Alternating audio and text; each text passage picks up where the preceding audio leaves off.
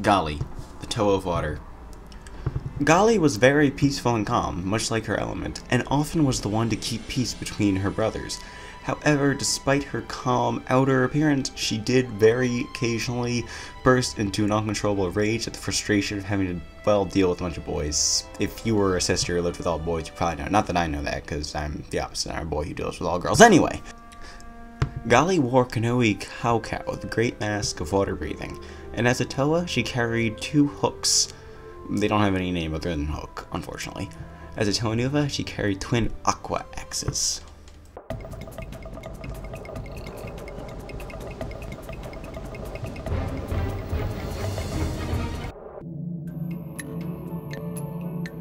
Toa? Gali?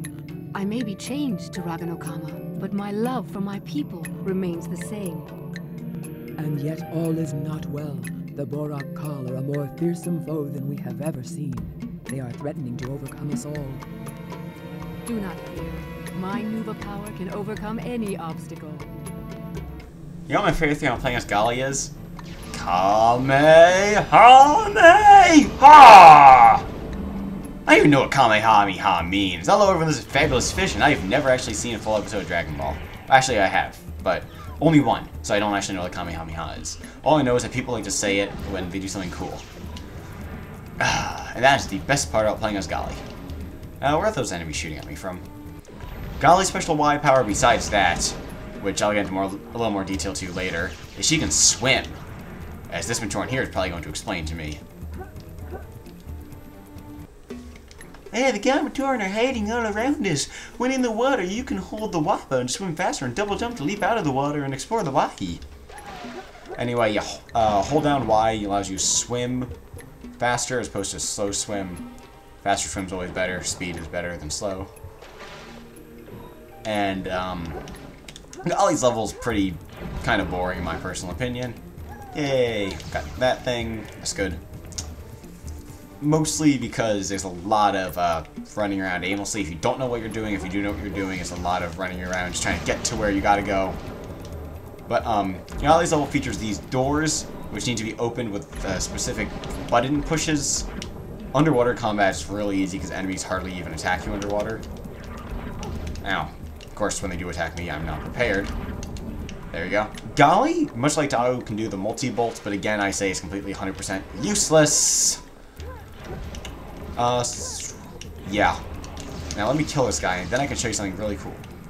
If you try to surface underneath one of these bouncy leaves, well, that wasn't what I was trying to show you, but that was pretty cool. If you try to surface underneath one of them, though, at, like, the right angle, something cool happens. Just gonna... What the? Oh, that was pretty cool, too, but that also wasn't what I intended to do. That gets stuck... Okay, I was like, did I just get stuck outside the level? Just warp onto there. Let me... Freaking... Maybe it only works in the PS2 version. We can get... Yeah, like that. Gets... No, you can actually get stuck in, like, an upside-down swimming position. As in, like, belly up while on the leaf. And I don't know why, but it just looks so cool to me as a kid. I was just like, ha! I killed Gali! I killed her! Yes, I was a sadistic child, too. Guys, don't get mad at me because I'm so sadistic. I enjoy my life. You should enjoy yours, too. Even if it means causing pain to others, it's okay. Wow, that was cruel. Even for something I say, that was pretty cruel. I apologize. Anyway, if you push Y while in the air above water, you will dive. The higher you are in the air, the farther down you will dive. And now we're in these little underwater areas, which I guess they're like underneath huts or something. You cannot return to them after you leave them, though, so I recommend you make sure you have all the light stones in each room before you get out of here. That is if you're playing for 100% game completion. My phone goes off, cutting the video. And I am back once more to save the island of Matanui from pure destruction and evil. What the? Do you see the unloaded junk? It's like light blue and then... That's awesome. I don't know why. That's just awesome. How pathetic that is. And now we traverse into the second segment of the level. Gali's level is pretty big, which is something I really loved as a kid. It really felt like you were exploring this vast island. My granted, at the time, Gali came around in the BIONICLE story. She pretty much knew her way around, I'm sure, but... What the? I didn't try to surface there. I mean, this was still really freaking cool as a kid. I mean, especially if you were a BIONICLE fan, but don't you hate when you're like recording Let's Plays, if that's what you do, and you have to take a break for something and you come back to it and like you were in such a great mood, so ready to record, your commentary is coming out beautifully, and then you came back and you just like, well, I mean, I'm still in the mood, but like, just not as awesome as you were previously. Hey Gali, I bet if you dove from here you could reach the bottom of that abyss. Yeah. You want to reach the bottom of the abyss, you got to dive from here. However, there's something I forgot to do first. That is shoot that canister, which launches a mask down there for no reason at all, because it's not like you actually need that. But hey, whatever. Whatevs.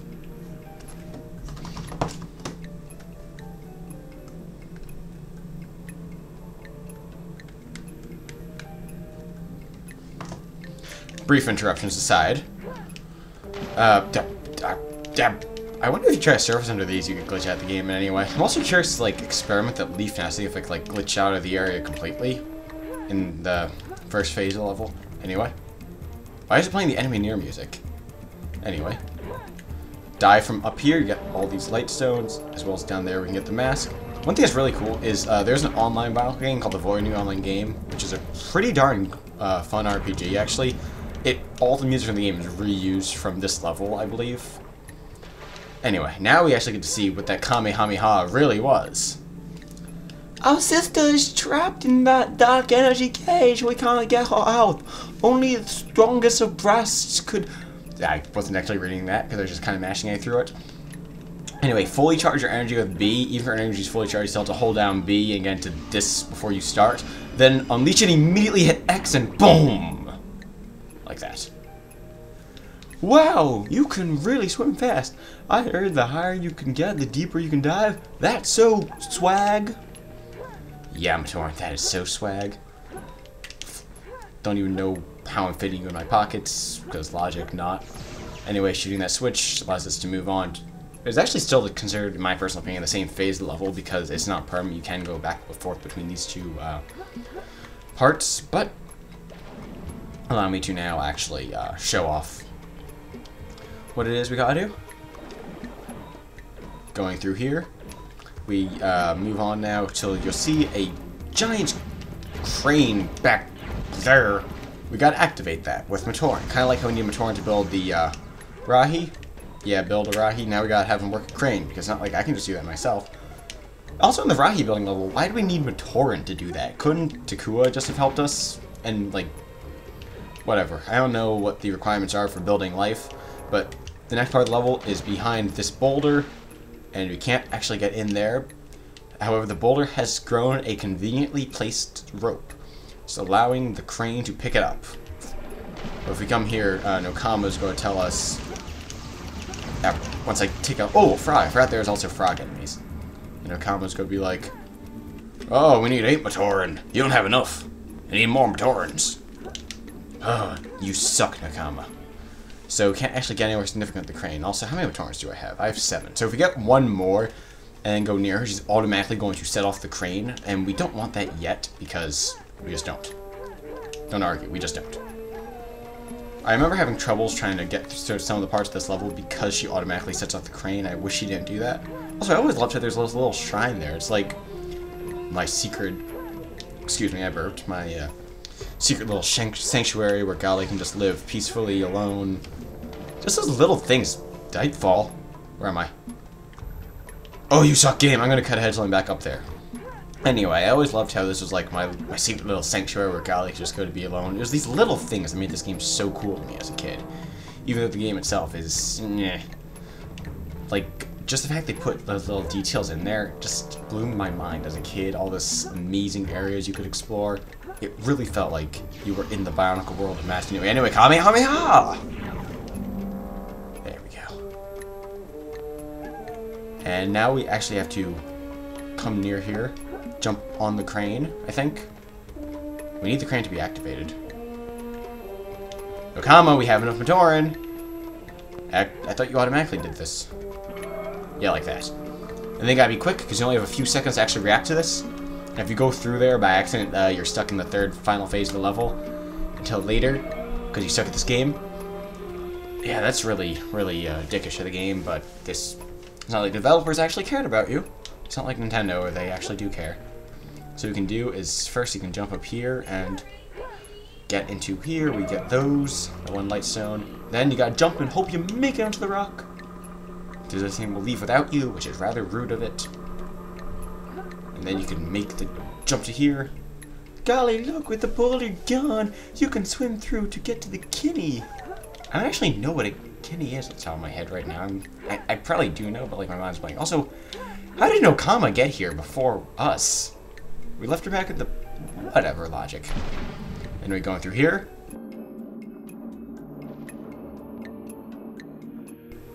I don't understand how that worked. Whatevs. I've given up on trying to understand this game by now. Now these lightstones are always a pain to get. Gotta jump out of the water and then dive down onto them. That was just mean developers. There was no reason you had to do this. Like there was no reason at all. Ugh, whatever. Now for this next phase, what do you know? Okama managed to beat us here again. As I will try to demonstrate, it's up here, yeah. I'm going to purposely ignore Matoran because I think you need 13 before she automatically activates the next part, which will just bring you to the boss fight for this level. I don't really want to do that yet. But, yeah, it's up here. I'm trying to kill you guys. Kill you. Dead. Dead. Anyway, yeah, Nakama. Okay, there's no lightstones up here you need, but Nakama, who somehow made here before us again because she's that creepy. Yeah, we need 13 Matoran to build a submarine Rahi. What? That's not. You don't build Rahi. Anyway, lack of logic aside.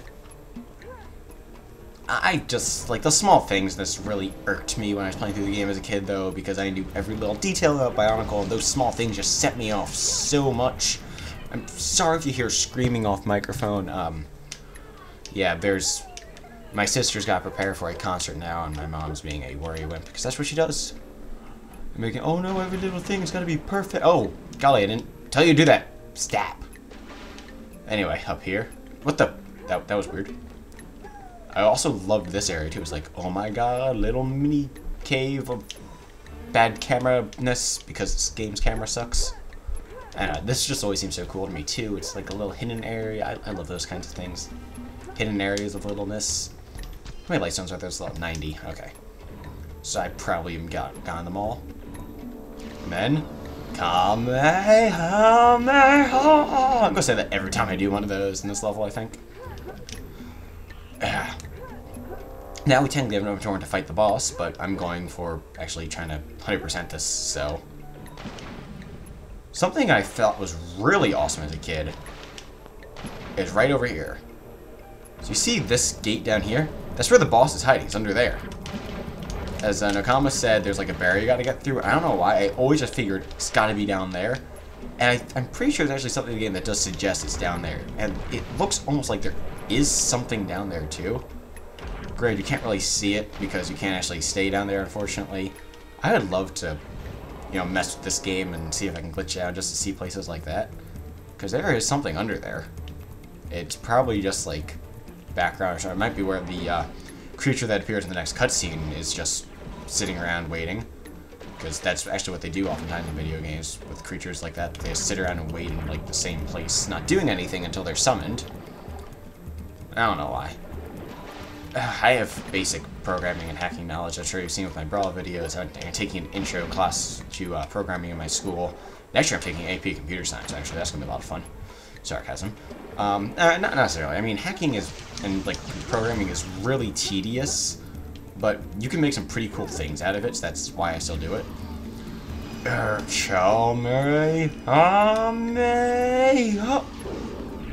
In this game, those are called Nuva Blasts. In the official story, though, they actually are very similar moves called Nuva Blasts, except any Toa can do it, not just Toa Nuva. So, I mean, this game, it did introduce that to BIONICLE, I guess, as well as the masks that restore your energy, and that should be the last Matoran for this level. I always hate how they had this one lightstone out here, because I sucked at jumping as a kid and could never make that jump. But now that we've actually... Don't get stuck down there now, Gali. Although I did get a good glimpse at whatever was down there, even though you really can't see it, because I couldn't get a good glimpse, so I lied to you. But now that we have everything, we can get to the boss. Make sure you have full stamina before you fight this boss. Trust me, you can make this fight so much easier if you do. For those of you who know, the Bohrok Kal were 6 individual Bohrok, not swarms like the other Bohrok were. So, like, while there'd be like 1,000 of the other ones, there's only 6 of these. And you have to fight all 6 at once with the Gali now. Spoiler warning, but there's an easy way to beat them. Because it is just an identical fight to the Bohrok fight we already did with Tahu, so there's no reason to replay it.